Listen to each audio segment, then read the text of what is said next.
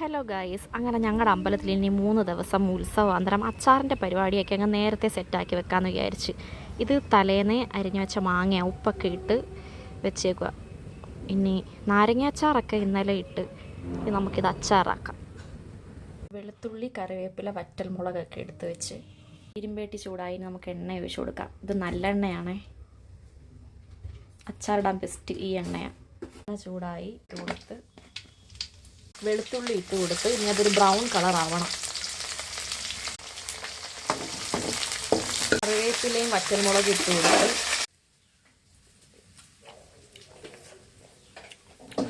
നല്ല പുളിയുള്ള മാങ്ങ, മുളക് പൊടി ഇട്ട് ആവശ്യത്തിന്, മഞ്ഞപ്പൊടി, ഉലുവാപ്പൊടി ആവശ്യത്തിന്, കായപ്പൊടി ഇട്ട് ഇനി നമുക്ക് മാങ്ങ അതിനകത്തോട്ട് ഇട്ട് കൊടുക്കാം.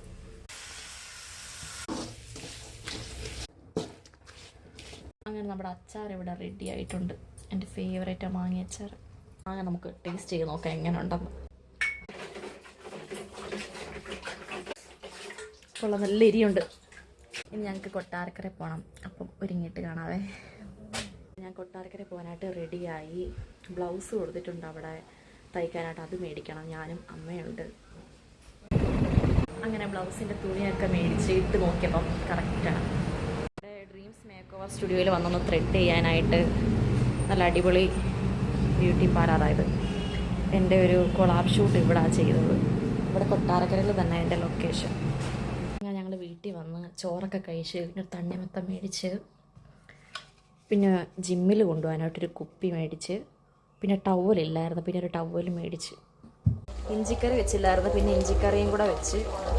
അങ്ങനെ വൈകുന്നേരം ആയപ്പോൾ ചായയൊക്കെ കുടിച്ച് മിറ്റമൊക്കെ തൂത്തപ്പോഴത്തേക്ക് ഞങ്ങളുടെ അപ്പച്ചിയുടെ വീട്ടിൽ നിന്ന് കുറച്ച് വരിക്കച്ചക്ക കിട്ടി.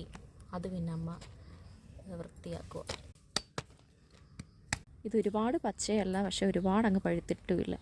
പക്ഷെ ഇത് ഇങ്ങനെ കഴിക്കാനാണ് ടേസ്റ്റ്. ഇത് ഞങ്ങളുടെ വീട്ടിൽ പിടിച്ച തക്കാളി 2 എണ്ണം പഴുത്ത്, ബാക്കിയൊക്കെ ഞങ്ങൾ പിച്ചി കറി വെച്ച്. അപ്പോൾ ഇത്രയേ ഉള്ളൂ ഇന്നത്തെ ഒരു വ്ലോഗ്.